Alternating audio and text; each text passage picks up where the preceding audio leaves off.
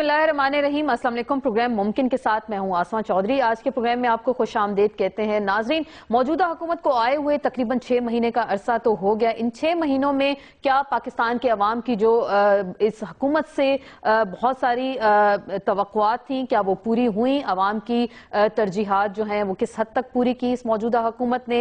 और क्या जो दीगर मसाइल थे पाकिस्तान के, फिरकावारियत हो, दहशत गर्दी हो, बेरोजगारी हो, बिजली गैस के इशूज होते हैं, क्या इस हुकूमत ने इन पे काबू पाने की कोशिश की? हुकूमत के 6 महीने की कारकर्दगी के हवाले से उनका तज्जिया करेंगे और खुसूसन साथ में हमारा ये डिस्कशन का पॉइंट भी होगा कि इस पाकिस्तान में हम किस तरीके से बेहतरी भी ला सकते हैं और अपना किरदार कैसे अदा कर सकते हैं। हमारा कल वाला पैनल भी आज हमारे साथ मौजूद होगा और अपने साथियों को एक बार फिर हम वेलकम कहेंगे। साफी साहब, ये कहा जाता था कि दहशत गर्दी है और तालिबानाइजेशन है, अब तो इसमें फिरकावारियत ऐड हो गई ना। तो अभी मुहर्रम और सफर तो दुआएं मांग मांग के गुजरे कि जी खैर आफियत से गुजर जाएं, खैर आफियत से गुजर जाएं, कोई बड़ा सानिया वाकया रोनमा ना हो। लेकिन आपने देखा जो हालात रहे। असल में देखें, ये नेशनलिज्म और मज़हब ये दुनिया के मौसर तरीन जज्बात हैं और मज़हब जो है बड़ा मुक़द्दस, दुनिया का सबसे मुक़द्दस जज्बा है और ये जोड़ का बायस बनता है, लोगों को इकट्ठे करने का बायस बनता है। लेकिन अगर इसको गलत इस्तेमाल किया जाए, इसको मिसयूज़ किया जाए, तो फिर ये तोड़ का मूजिब बनता है और ये फिर फसाद का बनता है। बदकिस्मती से कि मज़हब को पाकिस्तान में, अब अगर हम ज़्यादा गहराई से जाए तो क़याम पाकिस्तान के वक्त भी मज़हब को सियासी मकासद के लिए इस्तेमाल किया गया और फिर ये पिछले सालों में उसको स्ट्रेटिजिक या तज़वीराती मकासद के लिए इस्तेमाल किया गया। जंग स्ट्रेटिजिक या तज़वीराती थी, लेकिन उसको मज़हब का जामा पहना दिया गया। अब जाहिर बात है कि जब आप वो जामा भी दे दे और फिर ताकत के इस्तेमाल के ज़रिए उसको इम्पोज करने का भी रिवाज डाल दे, तो फिर उसको कहीं पे आप नहीं रोक सकते, उसकी फिर कवाराना लहरें भी निकलती है और बाकी भी निकलती है। दूसरी बात कि जो साबका हुकूमत थी, इस हुकूमत की आप दहशतगर्दी के हवाले से जो बात कर रहे थे, पिछली जो हुकूमत थी वो कंफ्यूज नहीं थी, जो जरदारी साहब और उनकी टीम के लोग थे। लेकिन बदकिस्मती ये थी कि इस मामले में वो बेहिस थी और लाताल्लुक थी और बुज़दिल भी ज्यादा वो नहीं थी। जो मौजूदा हुकूमत है ये इस हवाले से शायद इनकी नीयत भी ठीक हो, ये बेहिस भी नहीं है, लेकिन ये उससे ज्यादा कंफ्यूजन की शिकार है और यही बुज़दिली का भी शिकार है। ठीक है, दहशतगर्द एक और जो प्रॉब्लम है ना, एक और जो प्रॉब्लम है कि इस वक्त हमने पाकिस्तान की नेशनल सिक्योरिटी को और मेरे और आपके जान माल और इज्जत के तहफ़्फ़ुज़ को हम कभी उसको नती कर लेते हैं हिंदुस्तान के साथ, कभी उसको हम नती कर लेते हैं इंडिया के अमेरिका के साथ, कभी उसको हम नती कर लेते हैं अफगानिस्तान के साथ। अब मसला ये है कि इस वक्त भी जो रजा भाई के दोस्त हैं, इनके कौन से दोस्त हैं? आज भी उनको इस्लामाबाद और पेशावर और लाहौर से ज्यादा काबुल की फिक्र है और वो उस इंतजार में बैठे हुए हैं कि अमरीकी कैसे जाएंगे, तालिबान कैसे आएंगे, तो फिर मैं इसकी फिक्र करूंगा। भाई, ये अफगानिस्तान के बॉर्डर पे तो ईरान भी है ना, ये पिछले सोवियत यूनियन के दौर में भी उसकी वही पॉलिसी बिल्कुल जो हमारी थी। आखिर उसने अपनी नेशनल सिक्योरिटी को उसके साथ नती क्यों नहीं किया? ये जो सेंट्रल एशियन स्टेट है, ताजिकिस्तान, उज़्बेकिस्तान, जो इसी अफगानिस्तान के बॉर्डर पे है, वो तो उस वक्त सोवियत यूनियन का हिस्सा थे, वो तो बराह रास्त दखील थे। उन्होंने अपने आप को उनके लिए क्यों तबाह नहीं किया? क्या आज ईरान, ताजिकिस्तान, उज़्बेकिस्तान और चीन इस बात का इंतजार करेंगे कि 2014 के बाद अमेरिका इस तरह के? तो अगर तो ये लोग पहले इस्लामाबाद और पाकिस्तान का सोचे और ये जो रजा भाई के दोस्त हैं, अच्छा, उनसे आप बजाय इसके उधर क्या होता है। देखिए, इस वक्त हमें फोकस करना चाहिए, अफगानिस्तान को फतह करने की बजाय उसको एक इंडिपेंडेंट अलग मुल्क समझना चाहिए। हमें तवज्जो देनी चाहिए अपने बॉर्डर को उनके साथ मैनेज करने और सिक्योर करने पे। अमरीकी वहां से जाते हैं, रहते हैं, अफगानी तालिबान को लाते हैं, करजई को लाते हैं, किसी और को लाते हैं, ये हम उस पे छोड़ दें और इस्लामाबाद और यहाँ से हम अपने घर को ठीक करने का आगाज करें, तो मेरे ख्याल में बिल्कुल एक मसला है ना। देखिए, जब बार बार हम बात करते हैं अफगानिस्तान की और क्या होगा इनखला के बाद, बहुत से जो मालूम नहीं कि रजा साहब के दोस्त हैं कि आपके दोस्त हैं, लेकिन वो ये भी सोच रहे हैं कि दे विल बी रिडंडेंट جابلیس ہو جائیں گے؟ کیونکہ آج تک تو آپ مذہب کی بنیاد پہ بڑھاوا کر کے اور یہ جنگ لڑتے رہے ہیں آن آئیدر سائڈ، لیکن جب وہ جنگ ہی نہیں رہے گی، جب بات ہی ختم ہو جائے گی تو پھر آپ جابلیس رہ جائیں گے، پھر پاکستان کا کاروبار رہے گا۔ یہی جو ہم کہہ رہے ہیں نا کہ اس حکومت کے پاس کوئی اسٹریٹجی نہیں ہے، تو اسٹریٹجی کا مطلب یہی ہے کہ بھائی آپ نے جن لوگوں کو اس رستے پہ لگائے، ان مقاصد کے لیے استعمال کیا، ان کو پھر سوسائٹی میں ری انٹیگریٹ کرنے کے لیے بھی آپ کو کوئی بندوبست کرنا ہوگا۔ جیسے افغانستان وار کے بعد ہم نے ری انٹیگریٹ کیا تھا، وہ غلط طریقے سے دیکھیں، یہ دنیا میں بھی ہوا ہے، اسی پاکستان میں بھی۔ مثلا ایک زمانہ تھا کہ عوامی نیشنل پارٹی کے بارے میں یہی تاثر تھا، یہاں ان کے بعض لوگ یہاں پہ بم دھماکوں میں ملوث تھے، ان کی لیڈرشپ ادھر بیٹھی ہوئی، آج وہ پاکستان کی سب سے بڑی علمبردار ہے۔ یہ آپ کے پچھلے پارلیمنٹ میں صابر حسین عوان بیٹھی ہوئی تھی، اس سے پہلے وہ حزب المجاہدین کے صوبائی امیر تھے۔ تو ظاہری بات ہے کہ آپ نے بھی ان لوگوں کے بارے میں پھر سوچنا ہوگا، ریاست کو اور سیاسی قیادت کو مل کے، کہ ہم ان سے اس کو کس طرف لے آئیں۔ میں ایک جملہ آج قائد کے حوالے سے کہوں گا، یہ جو بات ہو رہی ہے افغانستان کی، اور بالکل میں 200% اتفاق کر رہا ہوں کہ اپنے گھر کی خبر لیں، یہ ہماری سب سے پہلی پرائرٹی ہونی چاہیے۔ تو مجھے قائد اعظم کی بات یاد آ گئی کہ انہوں نے ایک انٹرویو میں یہ کہا تھا کہ ان سے پوچھا گیا کہ آپ پاکستان اور ہندوستان کے تعلقات کو کیسے دیکھتے ہیں، تو انہوں نے کہا کہ جس طرح امریکہ اور کینیڈا کے آپس میں باہمی تعلقات ہیں۔ میرے خیال سے وہ ہمارے لیے ایک ماڈل ہونا چاہیے کہ جب ہمارے قائد کا یہ خیال تھا، اور بجائے اس کے کہ ہم اس کی ہر وقت فکر میں رہیں کہ کابل میں کون آئے گا، اس کے دوست کون ہوں گے، اس کے دشمن کون ہوں گے، ہمیں اس بات کو سوچ کے اپنے گھر کو مضبوط کر کے آگے بڑھنا چاہیے۔ لیکن اب ہندوستان کو بھی یہ پیغام دینا چاہیے کہ آپ اگر ہمیں افغانستان بنانا چاہیں گے تو ہم تو افغانستان بن جائیں گے، لیکن آپ کی حالت بھی پاکستان جیسی ہوگی، آپ بھی سدھر جائیں۔ کیوں وسیم، آپ کو کیا لگ رہا ہے، اپنے گھر کو ہم ٹھیک کریں گے یا کوئی اور آئے گا باہر سے آئے گا ٹھیک کرنے کے لیے؟ ٹھیک تو ہم نہیں کرنا ہے، نامعلوم افراد۔ دو تین چیزوں پر تو اتفاق ہونا چاہیے نا، کہ مثلا اگر میں ایوان میں آئین ٹوٹنے پر تبصرے کرتا ہوں اور تنقید کرتا ہوں تو مجھے بھی شاہراہ پر سگنل نہیں توڑنا چاہیے۔ وہ میرے لیول کی کرپشن ہے جو میں کرتا ہوں، وہ اس کے لیول کی کرپشن ہے جو وہ کرتا ہے، تو میں اپنے گریبان میں بھی جھانکوں۔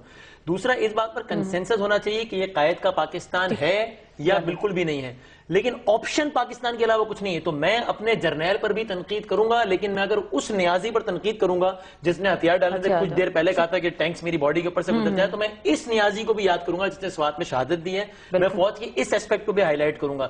میں اگر سیاستدانوں کے غلط کردار پہ تنقید کروں گا تو ساتھ ہی ان کی قربانیوں کو بھی یاد رکھوں گا، اور یہ بھی یاد رکھوں گا کہ ملک بہرحال انہی سیاستدانوں نے ٹھیک کرنا ہے۔ تو آپشن پاکستان میں رہ کر یہ کوئی بیرونی ہاتھ نہیں آنا، اس بات کو اگر ہم ذہن میں رکھیں، چاہے ہم قائد کے پاکستان پہ تنقید کر رہے ہوں یا تعریف کر رہے ہوں، چاہے پاکستان کی فوج اور سیاست پہ تنقید کر رہے ہوں یا تعریف کر رہے ہوں، تو شاید معاملات بہتر ہو جائیں گے۔ یہ جو بیرونی عناصر، سازش ہو گئی، یہ ہو گیا، وہ ہو گیا۔ میں سب سے گزارش کروں گی ابھی ہم ایک بریک لیتے ہیں اور بریک کے بعد دوبارہ اپنی گفتگو کے سلسلے کو جاری رکھیں گے۔ جی ناظرین، ایک بریک کے بعد آپ کو خوش آمدید کہیں گے۔ قائد اعظم نے فرمایا تھا کہ ہمارا مقصد امن ہے، ملک کے اندر بھی اور ملک کے باہر بھی۔ ریسنٹلی ایک جو ریسرچ آئی ہے، تحقیقاتی رپورٹ آئی ہے عمر چیمہ صاحب کی، کہ اتنے پرسنٹ پارلیمنٹیرینز جو ہیں ٹیکس ادا نہیں کرتے، 12% کے پاس تو NTN نمبر تک نہیں ہے۔ تو ان سے جب ہم سوال پوچھتے ہیں تو وہ کہتے ہیں کہ جی آپ جرنیلوں کو بھی کھڑا کریں، آپ اپنے صحافیوں کو بھی کھڑا کریں، باقی لوگوں کو بھی آپ کھڑا کریں، ہم سے کیوں آپ سوال کریں، ججز کو تو آپ ہم سے کیوں سوال کرتے ہیں؟ تو کیا ظاہری بات ہے سب کو ٹیکس ادا کرنا چاہیے، لیکن جو عوامی نمائندے ہیں کیا وہ ٹیکس چھپائیں گے، اس طرح کے کام کریں گے تو پھر کیا وہ رول ماڈل بن پائیں گے؟ ایک تو اس رپورٹ کے حوالے سے میرا اپنا یہ خیال ہے کہ اس میں بہت ساری چیزیں ٹھیک ہیں، لیکن کئی معاملات میں اس میں وہ گدھے اور گھوڑے کو ایک ساتھ بھی کھڑا کر دیا گیا کہ NTN نمبر نہ ہونا اور ٹیکس چوری کرنا دو الگ الگ معاملات ہیں۔ تاثر ایک یہ ملتا ہے اس ہیڈ لائن کو دیکھ کے اور سارے سیاستدان چور ہیں، which is not the case۔ لیکن یہ بات بھی ٹھیک ہے، وسیم کی تفصیلات بھی نہیں ہے، میری تفصیلات بھی ہیں، سب کی لائیں، اور یہ کہ یہ بات ٹھیک ہے، سیاستدان ایک سافٹ ٹارگٹ رہتا ہے، چاہے وہ ٹاک شوز کی حد تک ہو یا وہ ایک ڈھابے پہ بیٹھے ہوئے آدمی، سیاستدان سب کی رینج میں آ جاتا ہے، ایک ایزی ٹارگٹ ہے۔ لیکن سیاستدانوں کا یہ اعتراض کلی طور پر بجا نہیں ہے کہ جی صرف ہمیں ہی تنقید کا نشانہ کیوں بناتے ہیں بھائی، اس لیے بناتے ہیں کہ ووٹ آپ کو ڈالتے ہیں، تو آپ سے ایکسپیکٹ کرتے ہیں کہ باقی اداروں کو بھی آپ اپنی اچھی گورننس کے ذریعے اور اپنے احکامات کا صحیح استعمال کرتے ہوئے آپ تابع بنائیے۔ تو میں پہلی تنقید تو آپ پر ہی کروں گا، چونکہ فوج کی تعیناتیاں بھی آپ نے کرنی ہے، جوڈیشری کی تعیناتیاں بھی خاص سسٹم کے تحت آپ نے کرنی ہے، تو بہرحال سیاستدان پر تنقید تو بنتی ہے دوسروں سے زیادہ، اس لیے کہ وہ میرا نمائندہ ہوتا ہے، میں اس پر تنقید نہیں کروں گا تو کس پہ کروں گا؟ لیکن یہ ضرور ہے کہ صرف سیاستدان کو سنگل آؤٹ نہیں کرنا چاہیے، اور بلکہ حالیہ تاریخ میں تو میں سمجھتا ہوں کہ ایک ادارہ جس کو ہم فوج کہتے ہیں وہ مقدس گائے ہوا کرتا تھا، حالیہ تاریخ میں عدلیہ جو مقدس گائے بن گئی، وہ بھی ذرا معاملہ اس کو ہم سب اینکرز کو اس بات پہ شکر کرنا چاہیے کہ وسیم جو ہے وہ پولیٹیشین نہیں ہے، ورنہ اس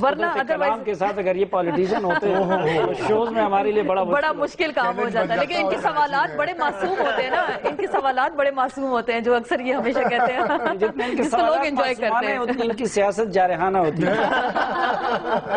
ریحام، ٹیکس کے حوالے سے ہم نے بات کی کہ ظاہری بات ہے سیاستدانوں پہ زیادہ تنقید ہو رہی ہے کہ آپ ٹیکس ادا نہیں کرتے، تو اس سین کو لے کر کے، کیونکہ اب اکثر ٹاک شوز میں اب یہ پرابلم ہو گئی کہ وہ ڈائریکٹ اٹیک اینکر پہ کرتے ہیں کہ جی آپ لوگ ٹیکس، ہم بتاتے ہیں کہ جی ہم نے ٹیکس دیا، ہماری سیلریز میں سے کٹ کے آتا ہے، لیکن ہماری صحافی برادری کے خلاف ہم سیلریز کی بات کریں، میرا خیال ہے ان کا اشارہ کہیں اور بھی آفیشل انکم ہم ٹیکس دیتے ہیں، ان آفیشل اور دوسرے طریقوں سے اینکرز کے پاس آتے ہیں. کیونکہ دیکھیں اگر اس پہ تو ٹیکس لاگو نہیں ہوتا، کیونکہ ظاہر ہے کہ پاکستانی انکم میں مجھے تو بڑی تکلیف ہو رہی ہے، اس لیے کیونکہ ظاہر ہے پاؤنڈ سے اب تنخواہ روپیز میں آ رہی ہے، تو معلوم ہے کہ کتنی تکلیف ہوتی ہے کنورٹ جب کرتے ہیں آپ. لیکن ظاہر ہے کہ سرکاری جو آفیشیل تنخواہیں ہیں ہماری اینکر حضرات کی بھی اور شاید خواتین کی بھی، ان میں آپ اپنے بچے تو بیرون ملک نہیں اس طرح ٹھاٹ سے پڑھا سکتے، جسٹ ایز این ایگزامپل.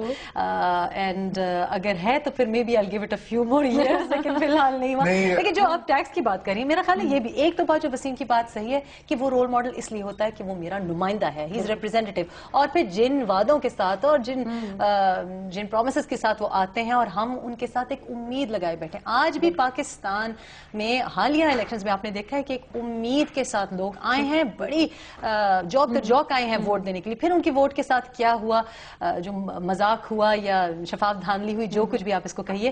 لیکن اس کے علاوہ میرا خیال ہے ایک پرسیپشن پاکستان میں یہ بھی ہے کہ جب آپ MNA بن جاتے ہیں تو پھر آپ کے پاس کتنی اپرچونٹی ہو جاتی ہے.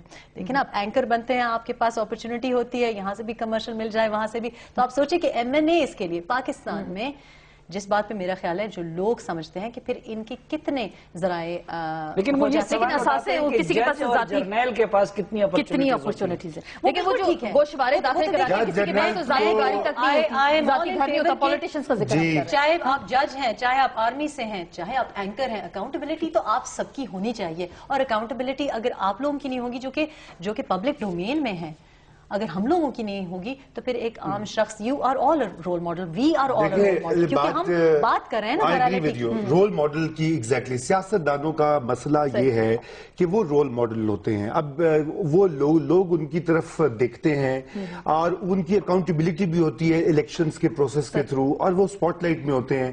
تو یقیناً ان کے اوپر یہ جو سارا ٹیکس چوری کا بہت ہی نامناسب چیز لگتی ہے. ٹیکس چوری ہو یا اپنے چھپانا، جھوٹ بولنا کہ گاڑی نہیں ہے، گھر نہیں ہے، حالانکہ 6 گاڑیاں 6 گھر ہوتے ہیں. گوشوارے تو دیکھیں نا، جی گوشوارے دیکھیں تو شاکنگ نہیں ہے، ذاتی گاڑی شاکنگ ہے. مگر آسما یہ مسئلہ جو یہ ہے کہ یہاں پر لاکھوں کے تعداد میں بیوروکریٹس، جج، جرنیل، وہ اپنے اثاثے بھی ڈکلیئر نہیں کرتے. حالانکہ by law Hare civil servant کے اوپر مقدم ہے کہ وہ سالانہ اپنا گوشوارہ جمع کرائے. اس کے اثاثوں میں کتنا اضافہ ہوا، کبھی ہمیں نہیں معلوم پڑا کہ کتنے % نے جمع کرایا، کتنے نے نہیں کیا، اس کی کوئی اکاؤنٹیبلٹی نہیں ہے. اور یہ میں آپ کو بتاؤں اس کے بھی تاریخی روٹس ہیں، کیونکہ یہ جو ہماری نو آبادیاتی ریاست تھی انگریز کے زمانے میں، وہ ہمیشہ انڈین سیاستدانوں کو نیچا سمجھتی. وہ کہتے تھے یہ تو چور ہوتے ہیں، ان کو اتنی پاور دیں گے نہیں تو یہ کھا جائیں گے. وہی چیز ذہنیت جو ہے وہ رہی. ایوب خان وہ پہلے 50s میں ایبڈو بنا، جو کہ سب سے پہلے سیاستدانوں کے خلاف. ایوب خان نے بھی بہت لوگوں کے وہ قوانین بنائے. اس کے بعد ضیاء الحق کے زمانے میں بھی یہی صفائی ہوئی. مشرف صاحب نے بھی یہی کہا کہ میں نیب بنا کر ان دونوں کو باہر کر دوں گا. کچھ نہیں. بات یہ ہے کہ اس حمام میں سب ننگے ہیں. جب تک یہاں پہ اب یہ غیر پارلیمانی لفظ تو نہیں ہو گیا، یہ سارے طبقے عمرہ اشرافیہ کی بات کر رہا ہوں. ایک لفظ پہ مجھے جاتی عمرہ. رضا رومی صاحب نے کہا نا کہ مشرف نے بھی صفائی کی کوشش کی اور اس نے بھی کی. میرے خیال میں انہوں نے صفائی کی نہیں، انہوں نے گند ڈالنے کی کوشش کی. ابھی انہوں نے ذکر کیا نا کہ ایوب خان کے دور میں جو پہلی مرتبہ ایبڈو کے تحت جن سیاستدانوں کو بین کیا گیا، اس میں کوئی ایک بھی ایسا نہیں تھا جس پہ کرپشن کا الزام ہو. اس میں مثلاً آپ دولتانہ پہ کوئی بھی اعتراض کر سکتے لیکن اس پہ کرپشن کا کوئی نہیں تھا. آپ ولی خان پہ کوئی بھی اعتراض کر سکتے تھے لیکن اس پہ کرپشن کا کوئی نہیں تھا. آپ نوابزادہ نصر اللہ خان اور اس طرح کے جتنے کے لوگ تھے، انہوں نے جب ادھر پابندی لگائی، ان کے نظریات جو بھی تھے اس سے اختلاف کیا جا سکتا تھا. اس کے بعد جو لاٹ سامنے آ گئی اس میں پھر کرپشن بھی تھی, چودراہٹ بھی نسبتاً زیادہ تھی, اور پھر جو ضیاء الحق نے جو کچھ کیا, اس کے بعد جو صفائی کے نام پہ انہوں نے جو گند ڈالا, تو اس کے نتیجے میں اس کے بعد جو نئی لاٹ آ گئی وہ ٹوٹل پھر کرپشن تھی. اور پھر مشرف صاحب نے صفائی کے نام پہ اس سے مسلم لیگ خواب برآمد سب سے پہلے پاکستان. یہ تاریخ ہے, یہ تاریخ کا پہیہ ایسا ہے کہ اس میں سیاستدانوں کے یہ جو ٹیکس چوری کی تلوار, یہ کرپشن کی جو بات ہوتی ہے, یہ ایک طرح سے ایک انسٹرومنٹ بن جاتا ہے. مگر بالکل اس کا یہ مطلب نہیں کہ ان کو چھوٹ ہونی چاہیے, ان کو اپنے ٹیکس بالکل ادا کرنے چاہیے اور ان کو عوام کو یہ بتانا چاہیے. مگر ساتھ ساتھ جو غیر منتخب ادارے ہیں پاکستان کے, آپ دیکھیے, آپ تو جج جنرلوں کی بات کریں, میں تو پٹواری کی بات کروں گا. میرا چونکہ میں رہا ہوں سول سروس میں, ایک پٹواری کی ایسٹس انلیمیٹڈ ہوتے ہیں, اس کا روزانہ اگر وہ چاہے تو لاکھوں میں اس کی آمدن ہوتی ہے, مگر اس کی کوئی پوچھ گچھ نہیں ہے, کوئی جواب دہی نہیں ہے. اکا دکا کوئی معطل ہو گیا, وہ جا کے کسی اور کی سفارش لے کر دوبارہ بحال ہو گیا. تو آپ یہی دیکھ لیں تھانے داروں کو کیا حال ہے پاکستان میں, یہ محکمہ آبپاشی کو دیکھ لیں. یہ چھوٹے چھوٹے ملازمین جو ہیں یہ روزانہ لوگوں سے اتنے زیادہ پیسے بٹورتے ہیں. آپ نے کراچی کی, ہم ابھی بات کرتے کہ 100 کروڑ کا تو وہی تخمینہ ایک جو سروے ہوا کہ روزانہ, اور یہ کنزرویٹو ایسٹیمیٹ ہے کہ 100 کروڑ روزانہ کراچی کے چھوٹے بزنس والے, تاجر, ریڑی والے جب دیتے ہیں. ان کا تماشا یہ بھی ہوتا ہے کہ پولیٹیشین تو چلو, کل زرداری صاحب حکومت میں تھے, آج اپوزیشن میں, کچھ نہ کوئی ان کا تحقیق وغیرہ ہو جاتی ہے. آپ دیکھیں کہ وہی چند بیوروکریٹ جو اس سے پہلے مشرف کے ساتھ تھے, وہ انہی کے ساتھ تھے, آج ان کے ساتھ تھے, ان پہ تو کوئی اپوزیشن کا اور احتساب کا دور آتا ہی نہیں, اور نہ ان سے کوئی پوچھ گچھ کی جا سکتے. یہ تو بہت سارے ایشوز ہو گئے, ٹیکس آ گیا, ہم نے دہشت گردی ذکر کیا, کچھ معیشت کا ذکر کرتے ہیں. وسیم, آپ کو کیا لگ رہا ہے نوٹ کی, جیسے ابھی ریحان نے کہا کہ پاؤنڈ سے جب آپ کو روپیز میں کنورٹ کرنا پڑتا ہے تو بڑا دکھ ہوتا ہے, تو روپیہ کہاں گیا, پاکستانی روپیہ. وہ ڈار صاحب تو بتا رہے ہیں کہ جی آپ روپیہ جو ہے, آپ ڈالر جو ہے نکالیں, اور یہ تو ہم 90s کی سطح پہ واپس آئیں. ایسا ممکن ہے؟ 90 کی سطح پہ تو پتہ نہیں آ پائے نہ آ پائے, لیکن بہرحال یہ ضرور ہے کہ معیشت کے حوالے سے کچھ تو ایسے اقدامات ہیں جن کا آپ کو لانگ ٹرم میں ہی اثر نظر آئے گا. لیکن یہ ضرور ہے کہ کچھ ایسی چیزیں ہو گئی کہ جو کہ جنہوں نے اس گورنمنٹ کے اچھے اقدامات پر بھی ایک بدنما داغ بن گئے وہ, کیونکہ عام آدمی کا مسئلہ ہوتا ہے ٹماٹر کی قیمت, آلو کی قیمت, ٹینڈے کتنے کے اور یہ ساری چیزیں کتنے کے, وہ جب ایک دم اس کی ریٹس بڑھ گئے تو جو اچھے اقدامات تھے وہ بھی اوور کم ہو گئے. مثلاً یہ بات تو ٹھیک ہے کہ نوٹ تو بہت بے رحمی سے چھاپے گئے, لیکن بہرحال ایک دوسری سائڈ بھی ہے کہ ہمیں وہ لگتا ہے کہ وہ شاہانہ کلچر جو ہمیں حالیہ تاریخ میں نظر آتا تھا, ڈپارٹمنٹس کی حد تک بھی یا وزراء اعظم کے وزٹس کی حد تک بھی, وہ شاید اب نسبتاً معاملات بہتر نظر آتے ہیں. وزٹس کم نہیں, لیکن شاہانہ انداز سے وزٹس ہوتے تھے, 100 لوگوں کا ایک گروپ جا رہا ہوتا تھا, شاید وہ معاملات نہیں رہے. میرا خیال ہے کہ وزراء ہی نہیں رہے, لیکن پہلے تو وہ ایک ٹرپ میں 30 صحافی بھی جا رہے ہوتے تھے, سارا کچھ جا رہا ہوتا تھا. شاہانہ انداز انتہائی محدود ٹیم کے ساتھ جانے کا ہے تاکہ ادھر سرگرمیوں کا عوام کو پتہ نہ چلے. عرب شیوخ کا آپ دیکھیں, ان کے جتنے بھی شاہانہ وزٹس ہوتے ہیں اس میں بڑے محدود قربت کے لوگ ان کے ساتھ ہوتے ہیں. اب شاہانہ وزٹ کا وہ بدل گیا ہے. تو یہ اس کا راز یہ ہے, یہ کم لوگوں کو لے جانا, یہ راز ہے اس کا.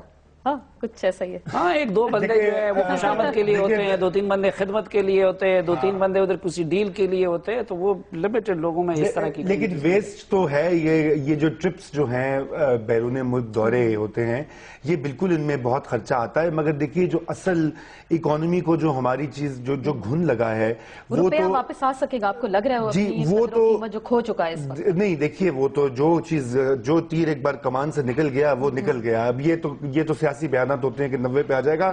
2-3 روپے میں کمی ہوئی ہے حالیہ دنوں میں, مگر ڈالر اب یہ بڑھے گا کیونکہ اس کی ڈیمانڈ بہت ہے. 3 ارب کے ہمارے جو ہیں اس وقت ریزروز موجود ہیں, اور وہ صرف بمشکل 2 مہینے کے تیل خریدنے کے لیے کافی ہے. تیل بھی خریدنا ہے کیونکہ اس سے بجلی بنتی ہے. اس کے علاوہ ہم اور چیزیں بہت ساری امپورٹ کرتے ہیں, کھانے پینے کے اشیاء, یہ جو گھی ہے, آئل ہے, کوکنگ آئل, صابن, پتہ نہیں کیا کیا ہم تو امپورٹ کرتے ہیں. مگر دیکھیے بات یہ ہے کہ جو ہمارے جو ہے نا اخراجات جو ڈیٹ سروسنگ کے ہیں, مثلاً قرضوں کی جو سود ہے, سرکولر ڈیٹ آپ کا ایک بار پھر سے بڑھ گیا. جی, سب سے بڑا تو ہماری اس وقت جو قرضہ ہے وہ ہے جناب 1.1 ٹریلین روپیز کا اس بجٹ میں ہم نے سود ادا کرنا ہے جو پہلے قرض لیے گئے, اور اس میں یہ ڈالر کے گرنے سے 500 ارب کا اور اضافہ ہو گیا, بڑھنے سے سوری.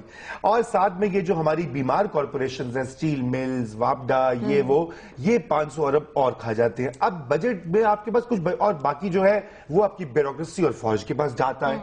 तो आपके लिए तो इतना सा डेवलपमेंट का हिस्सा बनता है जिसके लिए आप आवाम को कोई यूथ लोन दे रहे हैं, कोई ये कर रहे हैं। असल जब तक ये हमारी मईशत का स्ट्रक्चर जो है वो नहीं बदलेगा, और ये भी एक थीम है कि हम सियासी तौर पर तो आजाद हो गए, माशी तौर पर हम गुलाम हैं। गुलाम है, जाहिर बात है। कशकोल तो वो तोड़ा नहीं है, दोबारा से उठा लिया। कोई जरूरत होती है तो हमें IMF के पास भागना पड़ता है, अमेरिका से मदद मांगनी पड़ती है, चीन के पास जाना, कभी हम जो है सऊदी अरब की मिन्नतें कर देते हैं कि तेल दे दो, क्योंकि हम अभी तक जो है वो आजाद नहीं हो सके। और उसकी वजह है कि फिर वही अशराफिया का तबका है कि उनके मफादात इसी अरेंजमेंट से वाबस्ता है। यहाँ पे हम एक ब्रेक लेंगे और ब्रेक लेते हैं, और ब्रेक के बाद दोबारा अपनी गुफ्तगू के सिलसिले को जारी रखेंगे कि आज के पाकिस्तान में हमने क्या खोया और क्या पाया। जी नाज़रीन, ब्रेक के बाद आपको खुशामदीद कहेंगे। अपने मौजूद पैनल के साथ मौजूद हैं और डिस्कशन करें कि पाकिस्तान की सूरत हाल किस तरीके से बेहतरी की जानिब जाएगी। रेहम, जैसे आपने पहले कहा कि हम लॉन्ग टर्म प्लानिंग नहीं करते, शॉर्ट टर्म करते हैं, और अभी भी कर्जा इधर से ले लो, इधर से उठा लो, IMF से ले लिया, बिजली महंगी हो गई, आपकी गैस महंगी हो गई, सर्कुलर डेट एक बार फिर बढ़ गया, इजाफी नोट आपने छापे, तो हालात तो बेहतरी की जानिब नहीं दिखाई। और वजह यही है कि हमारे जो शॉर्ट टर्म हम क्यों सोचते हैं, इसलिए क्योंकि हमें फौरन तनकीद का निशाना बनाया जाता है। मैं पॉलिटिशियंस की हुकूमत की बात कर रही हूं। तो अगर कोई भी जरा सा भी इकोनॉमी को जानता हो तो वो समझ सकें कि जब तक आप बेसिक्स नहीं ठीक करेंगे, जब तक आप प्रोड्यूस नहीं करेंगे, जब तक आप इन्वेस्ट नहीं करेंगे, आप क्यों इंपोर्ट आपको सब कुछ करना पड़ रहा है, इसलिए क्योंकि आप खुद कुछ प्रोड्यूस ही नहीं कर रहे, ऊपर से आप नोट छाप रहे हैं। तो जो IMF का कर्जा था और जहां आप माशी एक स्लेव्स थे, वो तो आपने अपनी स्लेवरी इंतहा को पहुंचा दी, और अब इसमें से निकलना इट्स अ विशियस साइकिल। अब आप कैसे निकलेंगे? शायद इस वजह से आप फंस गए क्योंकि आपने वादे कर दिए थे कि जी 90 दिन में, कोई कह रहा है करप्शन खत्म कर देंगे, 2 साल में बिजली खत्म कर देंगे। It would have been much better कि अगर आप उस तनकीद के दबाव के तले ना आते और एक लॉन्ग टर्म प्लान करते, जो कि आपका जो छोटा सा सर्कल है जिसकी प्रेशर तले आप हैं और उनको आपने खुश करना है, या अपोजिशन पार्टी का आपके ऊपर कोई प्रेशर है, क्योंकि आप सिर्फ हुकूमत में रहना चाहते हैं। हाँ, आप KPK की हुकूमत है या विफाक की हुकूमत है, आपका मकसद सिर्फ हुकूमत से जुड़े, आपको लॉन्ग टर्म ठीक करना कुछ भी नहीं है। सबसे अफसोसनाक बात ये मैंने देखी कि हाइडल प्रोजेक्ट्स, जो कि हम इतनी उनकी बात करते हैं, अगर आप देखें कि उनकी कैपेसिटी कितनी है और हम प्रोड्यूस कितनी कर रहे हैं। हम तरबेला की बड़ी बात करते हैं, हमारी कुल कैपेसिटी काफी ज्यादा है, हमारे जो भी डिमांड है वो उससे पूरी हो जाए अगर हम वो कैपेसिटी जनरेट कर सकें, लेकिन हम उससे आधे से भी कम, और दिस इज जब आपका फुल फ्लो हो पानी का, तब हम प्रोड्यूस करें। अगर आप वो सॉर्ट आउट कर लें, लेकिन वो सॉर्ट आउट आप करेंगे जब आप पानी के मसाइल, मतलब आपको बैक टू बेसिक्स जाना पड़ेगा। जब आपके बुनियादी जो कॉन्फ्लिक्ट्स हैं उनको आप सॉल्व नहीं करेंगे तो फिर आप क्विक टर्म क्विक फिक्सेस इस्तेमाल करेंगे। लॉन्ग टर्म ज्यादा है, तो शायद it is too early to be judgemental कि ये इकोनॉमी के हवाले से ये दे हैव फेल्ड और दे हैव सक्सीडेड। नहीं, देखिए कुछ तो अच्छी चीजें हुई हैं, मसलन ये जो लॉन्ग टर्म में तो वो कहते हैं बिजली के लिए आप 3 साल इंतजार करें, 4 साल अभी आप शोर ना मचाएं। आप कुछ कहना चाहते हैं? मैं इन्हीं की बात को बढ़ा रहा था कि कुछ तो अच्छी जो है साइंस आए हैं इन्वेस्टमेंट के हवाले से, जो छूट दी जा रही है कि आप अपना धन ले आए पाकिस्तान, काला धन आप उसको सफेद कर लें, पूछा नहीं जाएगा जी, कोई सवाल नहीं पूछा जाएगा। GST प्लस जो है उससे हमें अगर वो पूरी तरह हमारे पास बिजली होगी तो कम से कम 1 से 1.5 अरब डॉलर तक हमारी एक्सपोर्ट्स बढ़ जाएंगी। और अगर हिंदुस्तान के साथ ट्रेड बेहतर होता है, तुर्की वजीर आजम आए हुए हैं, अगर वो हम ये मजीद शाहराहें खोल लेते हैं तो कुछ बेहतरी आ जाएगी। मगर जो प्लानिंग और पॉलिसी के लिहाज से जो तवक्कुआत थी इस गवर्नमेंट से, क्योंकि मियां साहब के पीछे पूरे मुल्क में बिजनेस लॉबीज खड़ी हुई हैं, वो पूरी होती दिखाई नहीं दे रही, क्योंकि कुछ डामाडोल पॉलिसी है। ठीक है, जितनी एक्सपेक्टेशन थी सिर्फ एक पॉइंट ये कि मुझे तो सबसे ज्यादा इकोनॉमी के हवाले से गवर्नमेंट के जिस इकदाम का इंतजार है वो ये है कि पिछली गवर्नमेंट यानी कि जब पीपल्स पार्टी बरसर इख्तिदार थी तो PMLN के लोग चीख कर हमें बताते थे कि भाई बड़ा मामला सिंपल है, ये आपके सफेद हाथी हैं, इसमें इतने अरब की करप्शन हो रही है और इतने अरब बदइंतजामी के ज़ाया हो रहे हैं, आप करप्शन रोक के इतने अरब बचा लें, बदइंतजामी रोक के इतने अरब बचा लें तो पैसे बच जाएंगे, डेफिसिट खत्म हो जाएगा और लोड शेडिंग लगाना ही नहीं पड़ेगा, 2 महीने के अंदर वो इक़दाम करें, उसका इंतजार है मुझे। क्यों साफी साहब मईशत बेहतरी की जानिब जाती दिखाई दे रही है आपको? मईशत बेहतरी मैं तो मईशत को ज्यादा नहीं समझता, और अगर कुछ कहूंगा तो कौल फैल के तजाद का इसलिए मुर्तकिब करार पाऊंगा क्योंकि अगर समझता तो अभी तक अपनी मईशत को बेहतर बना चुका होता। अच्छा मैं सिर्फ ये कहता हूं कि ان حکمرانوں سے ہماری صرف اتنی گزارش ہے کہ جس طریقے سے شریف فیملی نے اپنی معیشت کو چلایا ہے اور جس طرح اس کو امپروو کیا ہے، وہ اگر پاکستان کی معیشت کو بھی اسی طرح چلا دے اور اتنی اس کو توجہ دے، اسی طریقے سے جس طریقے سے وہ اپنے گھر کی معیشت کو چلا رہے ہیں اور اپنی فیملی کے، ہم ان سے یہی ریکویسٹ کرتے ہیں، اور جس طرح ڈار صاحب نے اپنی ذاتی معیشت کو چلایا ہے، کیونکہ تشویش کی بات یہ دیکھیں ہر پارٹی کی اور ہر انسان کی کچھ اپنی اسپیشلٹی سمجھی جاتی ہیں۔ مثلا میں شاید ایک ایریا آف انٹرسٹ میرا ہوگا، اب اگر میں اس ایریا آف انٹرسٹ میں بھی ڈیلیور نہ کر سکوں تو لوگ کہتے ہیں باقی کیا چیزیں ہیں، تو ہم نے تو چونکہ باقی چیزوں میں پہلے سے بھی ہمیں تحفظات تھے اور کوئی غیر معمولی توقعات قوم کی اس حوالے سے بھی نہیں تھی، اگرچہ پچھلے 10 سالوں میں میاں صاحب جو کچھ کہتے رہے تو ہم نے کچھ دیگر مدات میں بھی فارن پالیسی اور نیشنل سیکیورٹی وغیرہ سے بھی بڑی ان سے توقعات وابستہ کی تھی، لیکن ایک تو ہم نے یہ دیکھا تھا کہ وہ بہترین اکنامک آپریٹر ہے، یہ پورا خاندان اور ڈار صاحب وغیرہ بھی اس لیے اپنی معیشتوں کو بہت بہتر کر چکے ہیں۔ پاکستانی معیشت، اپنی معیشتوں کا آپ بار بار ذکر کریں نا، ہماری معیشت کے لیے پاکستان نہیں، ان کا مطلب ہے کہ جو اگر ہمیں بھی اپنی فیملی کی طرح سمجھے نا کہ کاروبار کو مزید بھی اپنی فیملی کی طرح سمجھے، وہ صرف یہ کہ پاکستان کو اتفاق فاؤنڈری سمجھ لے، میرے خیال میں مسئلہ ہمارا بہت حل ہو سکتے ہیں۔ تو اس لیے ہم کہتے ہیں کہ دیکھیے اگر اس میدان میں، اور ان کے لوگ اس بنیاد پہ اپنے لیڈر کو سیل کرتے تھے پبلک میں کہ وہ بہترین اکنامک آپریٹر ہے، اب اگر ان کے دور اقتدار میں آنے کے بعد اگر جو اکنامک انڈیکیٹرز ہیں وہ پیچھے جا رہے ہیں تو ظاہری بات ہے کہ یہ بڑے تشویش کی بات ہے۔ لوگ اس لیے کہ بھائی جو تمہاری اسپیشلٹی تھی، جو تمہارا ایریا تھا، اس میں اگر آپ ڈیلیور نہیں کر پا رہے ہیں تو پھر باقی جگہوں پہ وہ کہتے ہیں کڑوا گھونٹ ذرا پینے، تو یقیناً 6 مہینے بہت کم مدت ہے۔ یہ جو رضا صاحب فرما رہے ہیں کہ کچھ چیزیں یقیناً سابقہ حکومت سے بہتر بھی ہیں، پچھلے دور میں تو بالکل حکومت ہی نظر نہیں آ رہی تھی، اب کچھ نہ کچھ حکومت کی موجودگی ہمیں نظر آ رہی ہے، لیکن تشویش لوگوں کو اس لیے کہ ایک ان کے دور میں جس سپیڈ سے افراط زر اور مہنگائی اور باقی چیزیں آگے جا رہی ہیں تو تشویش میں میرے خیال میں لوگوں کی تشویش تو بجائے، لیکن ہم جو آخری بات اب ہم کریں گے دھرنوں پہ ذرا آ جائے، جو دھرنوں کی سیاست ہے، تشویش تو کہہ رہے ہیں لوگوں کی بجائے مہنگائی ہے، بے روزگاری، اور اس پہ آگے دھرنے، اور عمران خان صاحب کبھی لاہور میں دھرنا دیں گے، عمر کوٹ میں دیں گے، پھر آگے وہ پنڈی میں بھی یہاں پہ تشریف لائیں گے، تو کیا یہ دھرنوں کی سیاست سے پاکستان کو فائدہ کچھ پہنچے گا یا حالات میں تبدیلی آئے گی؟ نہیں، میرا خیال ہے پاکستان میں وقت آ گیا ہے کہ ٹھیک ہے آپ اپنے شارٹ ٹرم گینز کے لیے دھرنوں کی سیاست کریں، بیانات کی سیاست کریں، ٹاک شوز کی سیاست کریں یا توڑ جوڑ کی سیاست کریں، الٹیمیٹلی جس بنیاد پہ آپ کو ووٹ پڑھنا ہے وہ گورننس کی سیاست پہ پڑھنا ہے، تو اس مائنڈ سیٹ کا پریویل کرنا بہت زیادہ ضروری ہے، ورنہ پچھلی حکومت اس طرح ناکام نہ ہوتی۔ توڑ جوڑ کی سیاست تو انہوں نے بہت اچھی کی، سب کو خوش بھی رکھا ہوا تھا، فوج، سارے معاملات، امریکہ، آپس کے سارے سب کچھ ٹھیک تھا، لیکن ڈیلیور نہیں کیا تو ایک صوبے تک محدود ہو گئے۔ تو عمران خان صاحب چونکہ اس وقت زیادہ اسٹریٹ پالیٹکس کرتے نظر آ رہے ہیں تو ان کو بھی یہ بات ضرور مد نظر رکھنی چاہیے کہ ٹھیک ہے ان چیزوں سے ہو سکتا ہے انہیں شارٹ ٹرم کو ایڈوانٹیج ضرور مل جائے، لیکن الٹیمیٹلی لوگ جس بنیاد پہ جج کریں گے وہ یہ کہ ایک صوبہ آپ کے پاس تھا، آپ نے وہاں ڈیلیور کتنا کیا یہ بتا دیجئے، الٹیمیٹ فیصلہ اس پر ہونا چاہیے اور اسی پر ہوگا میرا خیال ہے۔ تو یہ دھرنوں سے یا ڈرون رک جائیں گے آپ کو لگ رہا ہے، یا بے روزگاری ختم ہو جائے گی، مہنگائی ختم ہو جائے گی؟ بالکل نہیں، نہ تو مہنگائی کم ہوگی، نہ ڈرون بند ہوں گے، نہ کوئی بے روزگاری کم ہوگی۔ اصل بات یہ ہے کہ یہ صرف اور صرف سیاسی جو ہے کھیل تماشا ہے، کیونکہ تماشا کا ہے، ہاں میں مجھ سے پھر غلطی، خیر پارلیمانی الفاظ کی کثرت ہو گئی آج اس شو میں، مگر میں یہ کہنا چاہ رہا ہوں کہ یہ ایک ایسی بات ہے کہ عمران خان صاحب چونکہ ابھی ایکٹیو پالیٹکس میں نئے ہیں، ان کی پہلے بالکل ایک آئیڈیلسٹک قسم کی سیاست رہی ہے، لیکن اب وہ پریگمیٹک پالیٹکس یہ کر رہے ہیں، اور جیسے وسیم نے کہا کہ انہوں نے ریسنٹ جو ہماری تاریخ رہی ہے 5-10 سال کی، اس سے کچھ سیکھا نہیں ہے، کیونکہ اس طرح کی ایجیٹیشنل پالیٹکس سے کچھ حاصل نہیں ہوتا الیکشن کے دن پر۔ اس سے آپ گورنمنٹ کو گرا سکتے ہیں، فوجی حکمران کو بلا سکتے ہیں، کوئی ایمرجنسی لگوا سکتے ہیں، مگر الیکشن کی جیت جو ہے اب ہمارے لوگ بڑے باشعور اور تیز ترار ہو چکے ہیں، وہ یہ نہیں ہوگا کہ آپ ان کو خالی سبز باغ دکھائیں گے اور جا کے ووٹ کر دیں گے۔ ان کو پتا ہے کہ ان کے پاس کے پی کی گورنمنٹ تھی، پارلیمان میں ان کی نمائندگی موجود ہے، انہوں نے کیا کیا، وہاں پہ کیا نہیں کیا، اس کی بیسس پر سکور کارڈ بنے گا، اور میڈیا کی وجہ سے انفارمیشن کی جو ریولوشن ہوا ہے پاکستان میں، اب کوئی یہ بات بھی نہیں ہوتی کہ جو کے پی میں ہو رہا ہے وہ لاہور میں نہ پتا ہو، یا کراچی میں جو ہو رہا ہے وہ اسلام آباد میں نہ پتا ہو، اب تو اطلاعات یوں پھیلتی ہیں۔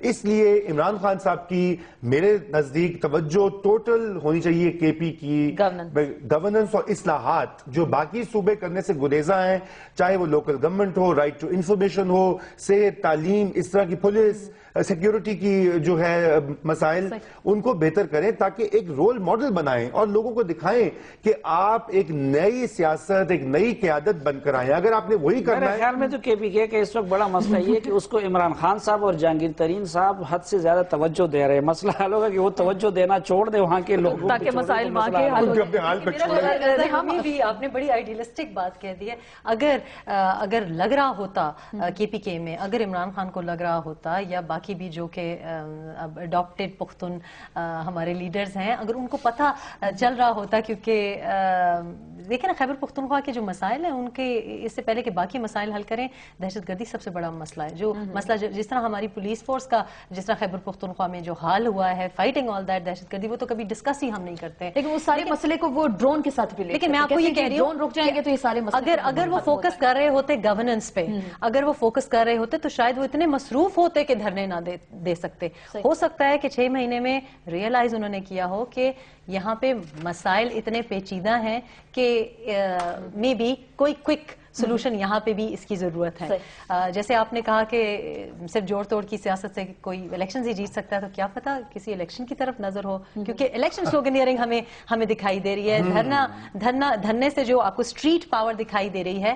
اور میرا خیال ہے 2013 میں بھی آئی وش وسیم مدامی کے آئی ہوپ کہ آپ کے ورڈز، یہ آئی ول گو بیک اینڈ سے کہ آپ کے words were golden and so optimistic, لیکن میرا نہیں خیال کہ آج لوگ آج بھی they're not being fooled. I think 2013 کے الیکشنز کے ریزلٹس کے بعد بھی میرا خیال ہے الیکشن ہے، 2013 کا ریزلٹ ایک پیور ریفلیکشن تھا گورننس کا۔ یوں کہیے کہ لوگ کہتے ہیں تو آروز کا الیکشن پیپلز تھا۔ پارٹی نے نہیں کیا، دیکھیے they are fooled still but far less than they were before۔ ٹھیک ہے نا، پہلے تو جھنڈو پھرتے تھے، جو ڈراپ ہے وہ بڑا گریجویٹ ہے۔ اب پاکستانی سیاست میں ازم اس طرح نہیں بکتا، اب کارڈ اس طرح نہیں بکتا، گورننس کیا ریحام، اب دیکھیے حقیقت یہ ہے، 4 نتائج آ گئے جن حلقوں کے، تو پھر کیا ہوگا؟ نہیں وہ بھی ایک سوالیہ دیکھیے، وہ میں اس سے پہلے یہ کہوں گا کے پی میں کرپشن کا ایک پرسپشن بن چکا تھا پچھلی گورنمنٹ میں کہ وہاں پہ بے حد کرپشن ہے، اس سے لوگوں نے ایک جو ہے کلین قیادت کو، اور ان کا اینٹی کرپشن کا نعرہ، اینٹی ڈرون کا نعرہ، پیس لانے کا۔ 6 months میں تو دیکھ لیا نا، 2 منسٹرز انہوں نے کے پی کے گورنمنٹ سے ہٹا دیے۔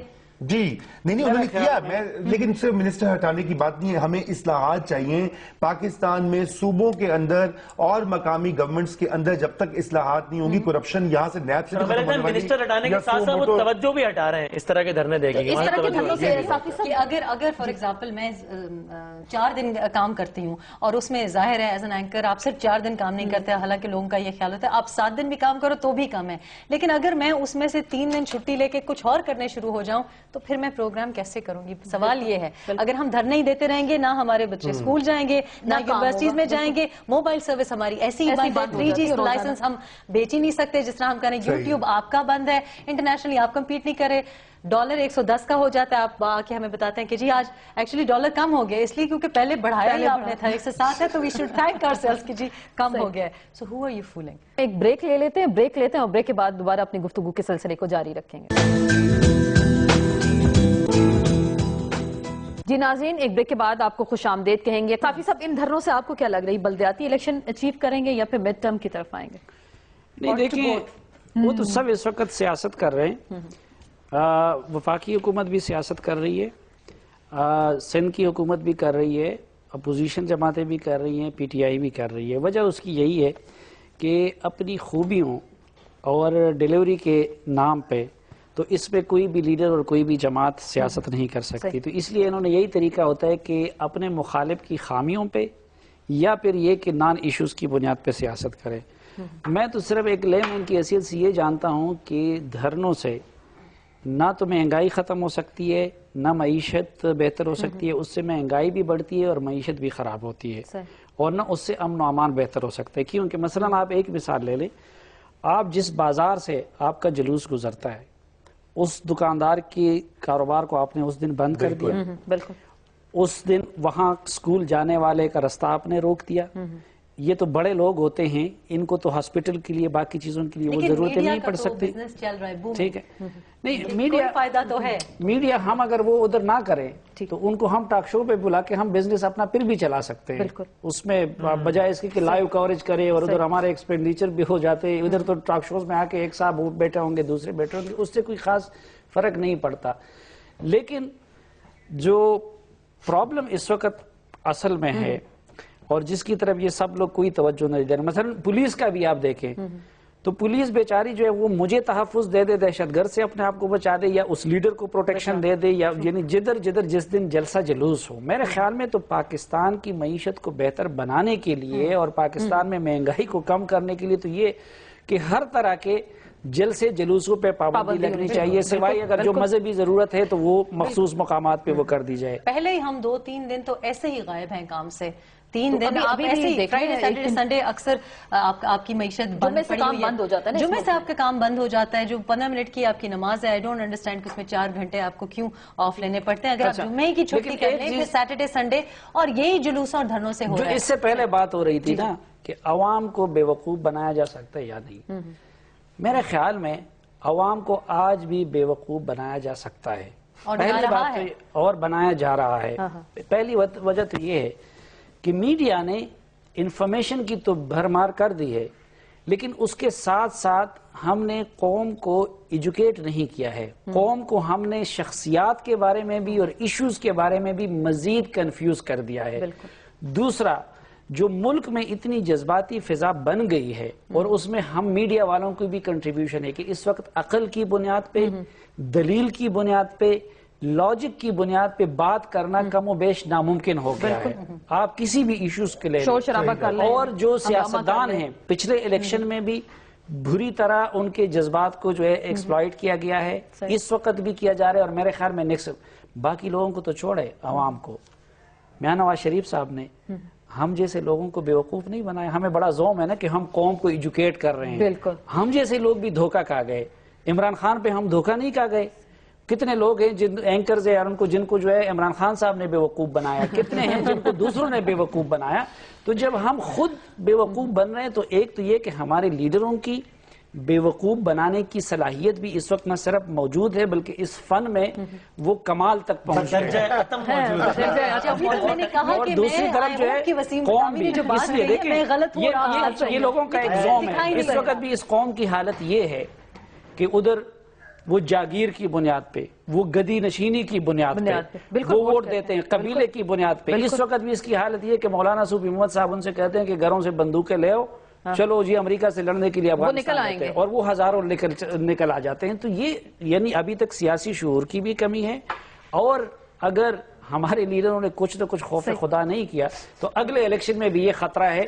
اور جرنیلوں کے بھی، اس سے پہلے مشرف صاحب نے کتنے خوبصورتی سے قوم کو بھی بے وقوف بنایا اور ہمارے بہت سارے پولیٹیکل لیڈرز کو بھی بے وقوف بنایا. شروع میں اجمل خٹک کو بھی بے وقوف بنایا، شروع میں انہوں نے عمران خان صاحب کو بھی بے وقوف بنایا کتنے، تو ان کی بھی وہ صلاحیت برقرار ہے. آخری بات 1 by 1 یہ طاہر القادری صاحب بھی آ رہے ہیں، وہ جو دھرنوں کی بات کی اور آپ نے کہا لوگ کس طریقے سے ووٹ بھی نہیں آئیں گے. نہیں آئیں گے. وہ جن لوگوں نے ان کو کنٹینر بنا کے دیا تھا انہوں نے کنٹینر بنانے چھوڑ دیا، چلے گئے. آپ کو لگ رہا ہے اس وقت ان کا موڈ نہیں ہے کہ کنٹینر بنا کے دے دیں. ایک تو مجھے لاسٹ ٹائم ان کے دھرنے کی کامیابی کا پیمانہ ہی سمجھ میں نہیں آیا تھا. مجھے وہ کراؤڈ بہت زیادہ ڈسپلن لگا، بہت زیادہ پرامن لگا، ہر لحاظ سے قابل تعریف تھا وہ کراؤڈ. چاہے آپ طاہر القادری صاحب کے ایجنڈے سے کتنا ہی اختلاف کریں، کراؤڈ قابل تعریف تھا. لیکن مجھے وہ کراؤڈ کنفیوز لگا کہ وہ کیا چاہ رہے تھے انہوں نے. تو میرا خیال ہے وہ آئیں گے اور جس طرح پہلے چلے گئے تھے اسی طرح بس چلے جائیں گے. ایک میں نے بیان سنا کہ وہ کہہ رہے تھے 1 کروڑ افراد نمازی تیار ہیں، جماعت کا وقت آ گیا ہے. تو 1 کروڑ تو پھر باقی پاکستان وہ تبدیلی لائیں گے. دیکھیں جو ان کی اچھی بات ہے وہ کرنی چاہیے کہ وہ ایک بہت ہی جیسے کہنا چاہیے اعتدال پسند عالم ہیں اور پڑھے لکھے آدمی ہیں. انہوں نے جو ہے پاکستان اور اسلام کی اچھی جو ہے نمائندگی کی ہے ماضی میں. جو ان کی اچھی بات ہے اس کو تسلیم کرنا چاہیے، مگر یہ سیاست میں ان کا جو عمل دخل ہے یہ بالکل جو ہے ناپسندیدہ عمل ہے. اس کی وجہ یہ ہے کہ وہ جس طرح کی سیاست کی بات کر رہے ہیں یہ وہ لائن ہے جو اسٹیبلشمنٹ نے 50 سال سے لی ہوئی ہے. مثلا حصہ لیتے نہیں وہ لیتے تھے. سکندر مرزا نے 1956 میں یہ کہا تھا کہ جمہوریت پاکستانیوں کے لیے کے مزاج سے نہیں ملتی، موضوع ہی نہیں ہے، اسی لیے انہوں نے माशाल्लाह लगवा दिया। उससे पहले भी यही बात हो रही, हर फौजी डिक्टेटर यही कहता है कि जी यहाँ पे जमहूरियत नहीं चलती, ये फेक है, ये झूठी है, ये करप्ट है, ये चोरों की है। बात ये काफी तो कहते हैं ये कौम इस काबिल ही नहीं है, वो जैसे मिसरा है ना कि तुमको कहना थी कोई ताजा कहानी कहते, तो तारुल कादरी साहब भी वही घिसी पिटी बातें पेश कर रहे हैं। और वो ये जो सियासत है, अभी 6 महीने हुए हैं इस गवर्नमेंट को आए हुए, ये उनका जमहूरी मैंडेट है, हक है कि वो रूल करें। जब वो 4थे साल में जाएं तो तारुल कादरी साहब अपनी पार्टी को ऑर्गेनाइज करें, अपने हल्कों में लोग खड़े करें और आए, लड़े 100 बार, टिका के मुकाबला करें, जीते से। अभी लोकल गवर्नमेंट इलेक्शन हो रहे हैं, बिल्कुल जमहूरी तरीका। ये 5 साल हम देख रहे हैं या फिर यही धरने, यही सियासत और यही सारी चीजें चलती रहें? मैं तो कह रही हूँ कि मैं बार बार कह रही हूँ कि I hope that I am wrong and Wasim Badami is right. मुझे नहीं दिखाई दे रहा कि जिस तरह से अगर इससे भी बढ़ के अगर पीपल वर बीइंग फूल्ड, तो खुदा हमारी हिफाजत करे और हम भी नासिर हो। लेकिन मुझे तो नहीं लग रहा कि अभी भी हम, वही बात है कि अभी भी हम एक जहालत में हैं। हमें पता ही नहीं है कि हमारे मफादात क्या है, हमें पता ही नहीं है। अब आप देख लें, जो भी जिसके पीछे भी हम लगे हुए हैं, जहां से भी उनका ताल्लुक हो, हम ये नहीं देख रहे हैं, हम क्रॉस चेक ही नहीं कर रहे, हमारा एक जज्बाती फैसले कर रहे हैं। हम आज भी जज्बाती फैसले कर रहे हैं इसलिए क्योंकि ये नहीं है तो चलें, ये चॉइस है हमारे पास। लेकिन हम ये नहीं देखते कि कौन क्या डिलीवर कर रहा है, कर चुका है। चूज तो आपने इसी अवेलेबल लॉट में से किसी को करना है। आपने अजीज हम वतनों वालों को तो नहीं बोला, इसी अवेलेबल लॉट से ही चूज करना है। अजीज हम वतन, आप माशाल्लाह आपने इतनी ऑप्टिमिस्टिक बात की, मैं भी उम्मीद करती हूँ। मैं अजीज हम वतन बोर्ड एंड बोर्ड में कह रहा हूँ। मैं कहता हूँ कि आप दोनों खुश गुफ्तार सभी लोग मौजूद हैं, आप पढ़े लिखे लोग हैं, लेकिन जो आम वोटर है वो ये देखता है कि उसको इमीडिएटली क्या फायदा होगा, उसके साथ खाने में कौन पहुंचेगा, खाने में कौन जाएगा, नौकरी मिलेगी कि नहीं मिलेगी, भाई का ट्रांसफर, उसके लिए जमशेद दस्ती अहम है, चाहे वसीम बदामी उसकी जाली डिग्री पे 100 प्रोग्राम, वो फिर 56,000 वोट दे दे। यार वो 15 है, मैं फोन करता हूँ, आ जाता है। उसके लिए ये इंपॉर्टेंट है। तो फिर वही बात होगी। लेकिन ये भी तो सोचना चाहिए, उनको सोचना चाहिए, वोट देते हुए सोचना चाहिए। प्रोग्राम हमारा खत्म होने वाला है, लेकिन मैं ये कहना चाह रही थी कि जैसे आम जो मसला है, कितने अफसोस की बात है कि 1970 में भी वही मसला था और आज भी 2013 में भी वही मसला है। ना आपके पास कपड़ा है, ना आपके पास रोटी है और ना आपके पास मकान है, फिर भी आप उन्हीं लोगों को वोट दे रहे। फिर आप कह रहे हैं नारे हम बड़े सुहाने सुनते हैं। पाकिस्तान में तब्दीली आए या नहीं, यहाँ पे आ गया आपके एंकर का वो उन्होंने संभाल लिया कि प्रोग्राम खत्म हो गया। बड़ी अच्छी बात है। मैं हम तो रोजा नहीं बोलते, आज कोशिश की कि खुल के बात करेंगे। प्रोग्राम के खात्मे की राउंड पे दोनों लेकर, लेकिन अपने साथियों को आप चुप नहीं करा सकते। जी, बड़ा पावरफुल टेबल है पाकिस्तान की। एंकरोक्रेसी जो है आदि मौजूद है, तो ब्यूरोक्रेसी को जरा खटक जाना चाहिए। एक मुतबादिल जो है पावर सेंटर, इसको भी चेक में रखना चाहिए। ऐसा ना हो कि हमें आप सबका बहुत बहुत शुक्रिया अदा करेंगे। रज़ा रूमी साहब आपका शुक्रिया, रेहाम आपका बहुत बहुत शुक्रिया, वसीम बदामी, सलीम साफी साहब आपका बहुत बहुत शुक्रिया। आप सबने इतना कीमती वक्त निकाला और आज के प्रोग्राम को हसीन बनाया। और आखिर में कायद का फरमुदात के हवाले से बहुत सारे फरमुदात तो हमारे सामने है, लेकिन कायद का एक कौल है कि दुनिया में तब्दीली एक आदमी लाता है जिसे हम लीडर कहते हैं, जिसके पास विजन है, जो लोगों को ख्वाब दिखाता है और उस ख्वाब तक पहुंचाता है।